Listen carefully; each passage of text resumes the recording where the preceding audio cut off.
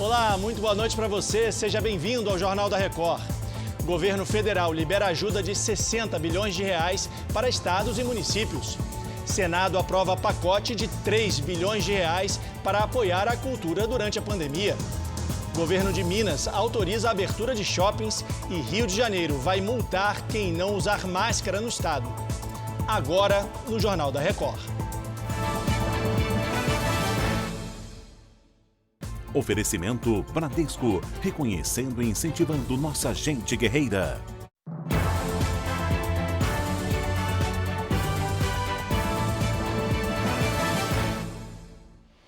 Foi publicada agora à noite, em edição extra do Diário Oficial da União, a medida provisória que libera recursos para estados e municípios. Vamos então a Brasília falar ao vivo com Luiz Fara Monteiro, que tem mais informações. Fara, boa noite para você.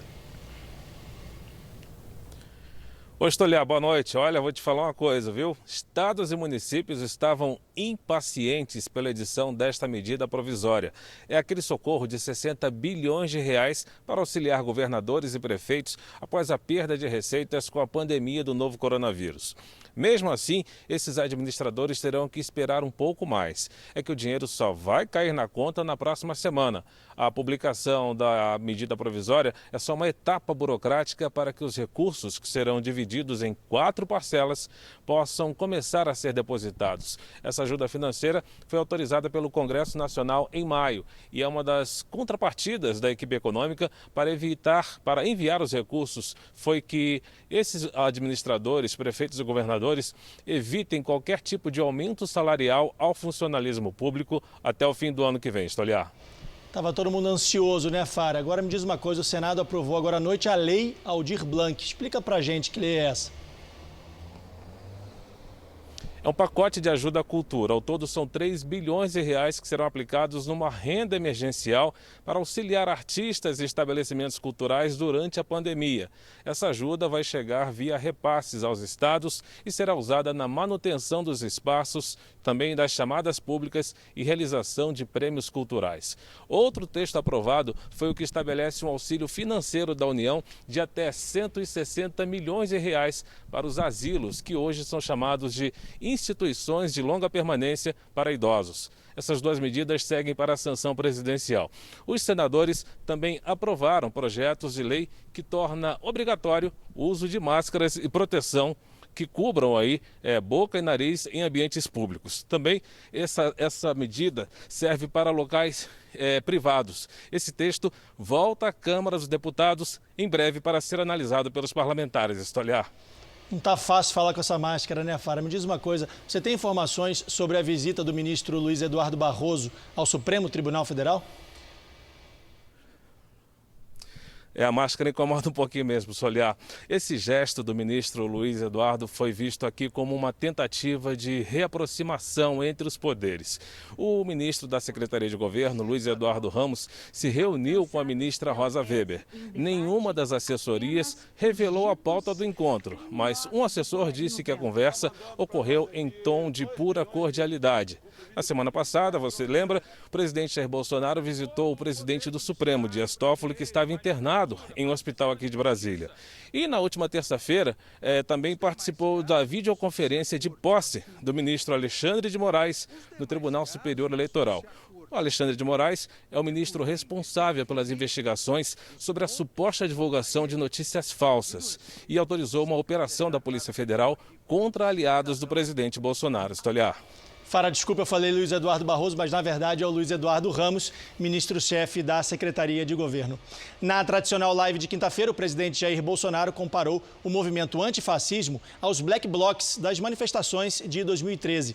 Ele pediu para os apoiadores do governo não participarem de protestos no próximo domingo e evitar possíveis confrontos. Eu não estou torcendo para ter quebra-quebra não, mas a história nos diz que esses marginais de preto, que vão com soco inglês, com punhal, com barra de ferro, com coquetel molotov, geralmente eles apedrejam, queimam bancos, queimam estações aí de trem e outras coisas a mais, tá certo? Então, pessoal, domingo ninguém comparece, aí um pedido meu nesse evento, tá ok? E vamos em frente, vamos ficar ligados que esse pessoal do Antifas, né? O novo nome do Black Box, querem, na verdade, roubar a tua liberdade. Vamos agora para os números mais recentes do coronavírus no Brasil, divulgados agora à noite no nosso telão. Até agora o país tem 614.941 casos confirmados e 34.021 mortes. 1.473 casos foram registrados só nas últimas 24 horas. Com isso, o Brasil passou a Itália e se tornou o terceiro país com mais mortes pela doença. A gente também tem um quadro de recuperados. Nesse momento, o Brasil tem 254.963 pacientes que já estão curados da Covid-19 e 325.957 que continuam em acompanhamento. Os dados são do Ministério da Saúde. Entre os países com mais casos do coronavírus, o Brasil é o que tem menos na divisão por milhão de habitantes, atrás da Espanha, Estados Unidos, Reino Unido, Itália e Rússia. O uso de máscaras contra o coronavírus passa a ser obrigatório em todo o estado do Rio de Janeiro, enquanto vigorar o estado de calamidade pública. Boa noite, Leonardo Arque. Tem mais informações ao vivo do Rio. O que pode acontecer com quem não usar máscara, Léo? Boa noite, Leandro. Boa noite a todos. Olha, a multa para quem descumprir a norma é de R$ 106 na primeira autuação e pode chegar a R$ 1.065 em caso de descumprimento reiterado. Essa medida, Leandro, sancionada nesta quinta-feira pelo governador Wilson Witzel, vai valer para locais coletivos, públicos ou privados. As empresas e estabelecimentos comerciais que não cumprirem a medida vão pagar multa de R$ 710, podendo ultrapassar os R$ 3.000 em caso de reincidência. Agora, as pessoas com doenças respiratórias ou deficiência grave nos membros superiores não precisam usar a máscara, desde que apresentem comprovação médica. Leandro. Tá certo, Léo. Obrigado. Boa noite para você. A revista científica britânica The Lancet se retratou nessa quinta-feira a respeito de um estudo sobre a cloroquina e a hidroxicloroquina no tratamento da Covid-19. Os cientistas afirmaram não ser possível confirmar a veracidade dos dados usados na pesquisa, que atestava risco no uso dos medicamentos. Diversos estudos clínicos chegaram a ser suspensos após a publicação do artigo, inclusive um administrado pela Organização Mundial da Saúde. O órgão já anunciou que vai retomar as pesquisas. E o governo de Minas Gerais liberou a abertura de lojas em shoppings de cidades mineiras. Quem tem mais informações é o Luiz Casoni, ao vivo de BH. Oi, Luiz, boa noite. Oi, Leandro, boa noite para você, boa noite a todos que nos acompanham. Olha, o governo estadual liberou, mas as prefeituras é que vão decidir o que abre e o que fecha.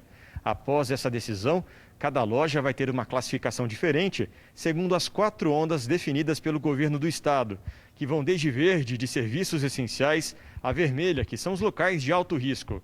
Os salões de beleza também mudaram de onda e agora estão autorizados a abrir em algumas cidades. E olha, Leandro, a Associação Brasileira de Bares e Restaurantes entrou na justiça pedindo a reabertura do setor aqui em Belo Horizonte. A associação questiona o fato dos bares e restaurantes não terem sido incluídos na primeira fase da flexibilização do comércio aqui na capital, que aconteceu no último dia 25 de maio, e ainda não ter uma previsão para a retomada das atividades. Leandro. Obrigado, Luiz. Boa noite para você. E durante a pandemia, a transferência de alunos da rede particular para a rede pública de ensino em São Paulo aumentou mais de 10 vezes. Quem tem os detalhes ao vivo é a Giovana Rizardo. Oi, Giovana, boa noite para você. Oi, Leandro, boa noite para você, boa noite a todos. A Secretaria de Educação do Estado disse que esses pedidos de transferência aconteceram nos meses de abril e de maio, ainda para este ano letivo. De acordo com a rede estadual, os pedidos recebidos foram de 2.388 transferências neste ano, contra 219 no mesmo período do ano passado. Um provável reflexo da crise econômica provocada durante o isolamento social. Para evitar as aglomerações nas escolas, o processo de matrícula vai ser feito pela internet. A transferência só vai ser possível para os alunos da rede particular ou que vieram de outros estados. A secretaria disse ainda que as aulas devem voltar de forma gradual, mas ainda não deu uma data para isso. O cronograma vai depender da avaliação do Centro de Contingência do Coronavírus aqui do estado. Leandro. Obrigado, Giovana. Boa noite para você. Um grupo de parlamentares denuncia autoridades de São Paulo de tentar alugar leitos em hospitais particulares sem necessidade. O grupo gravou imagens do que seriam leitos vazios no hospital de campanha do AMB. O grupo, chamado de Parlamentares em Defesa do Orçamento, tentou entrar no hospital. Após um princípio de confusão, eles gravaram essas imagens. O motivo da visita foi uma denúncia de que o hospital está praticamente vazio, enquanto o governo do estado e a prefeitura anunciam a intenção de alugar UTIs em hospitais particulares. Em nota, a prefeitura afirmou que o grupo fez imagens de uma ala que ainda não está ativa, mas que pode ser colocada em funcionamento caso seja necessário. O hospital de campanha, montado na Arena Fonte Nova, em Salvador, vai receber os primeiros pacientes com Covid-19 nesta sexta-feira. O Felipe Costa tem os detalhes. Boa noite, Felipe. Oi, Leandro. Boa noite para você. Serão 100 leitos de UTI para os casos mais graves e outros 140 reservados para a enfermaria. Esta é a maior unidade da Bahia totalmente dedicada ao tratamento de pessoas com o novo coronavírus. A estrutura foi montada em 2 andares das áreas dos camarotes da Arena. O hospital não vai receber pessoas que chegarem espontaneamente. Todos os pacientes devem passar por uma central de encaminhamento. A inauguração vai ajudar a desafogar o sistema de saúde da Bahia. Hoje, 70% dos leitos de UTI para a Covid-19 estão ocupados no estado. Leandro. Obrigado, Felipe. E termina nessa sexta o prazo dado pelo Ministério Público para que a Prefeitura de 2 Riachos, no interior de Alagoas, preste esclarecimentos sobre irregularidades na distribuição de kits de merenda escolar. Então eu vou falar com o Bruno Protásio, lá de Maceió, que tem os detalhes. Oi, Bruno. Boa noite para você. Boa noite, Leandro. Mães de alunos da rede pública do município denunciaram que receberam os kits com produtos vencidos. O MP investiga o caso e requisitou o recolhimento e substituição dos alimentos pela empresa fornecedora. Ninguém chegou a comer porque viram a validade antes de abrir. Em nota, a Secretaria de Educação de 2 Riachos afirmou que apenas um alimento estava fora do prazo de validade e que já começou a entregar uma nova remessa. Leandro. Obrigado, Bruno. Ainda sob toque de recolher, a cidade de Nova York registrou mais um dia de confusão em protestos contra a violência policial. Mais de 1000 manifestantes foram presos. Mais cedo, milhares de pessoas marcharam em uma ponte no Brooklyn. Na cidade de Houston, outra marcha reuniu milhares de manifestantes. Como não houve incidentes na noite passada, em Washington as autoridades retiraram o toque de recolher. Na Pensilvânia, os ativistas deitaram no chão, representando a posição em que o segurança George Floyd ficou por quase 9 minutos antes de morrer. E agora há pouco chegaram mais imagens fortes de um homem sendo agredido pela polícia da cidade de Buffalo, em Nova York. Ele se aproxima e é empurrado por um dos agentes, como você vê aí nessas imagens. O homem cai, bate a cabeça no chão e fica desacordado. Segundo a imprensa local, ele estava ali para limpar a praça, que havia recebido protestos mais cedo. O estado de saúde dele não foi divulgado. E na Tailândia, uma senhora de 77 anos percorre aldeias para ajudar no combate à pandemia do novo coronavírus. De moto, ela vai de casa em casa medir a temperatura dos moradores e distribuir máscaras para a comunidade. A avó é voluntária há 38 anos e diz considerar as pessoas que visita como parte da família. E essa edição do Jornal da Record termina aqui. Outras informações você acompanha no Fala Brasil, às 8h45 da manhã. Boa noite e a gente se vê.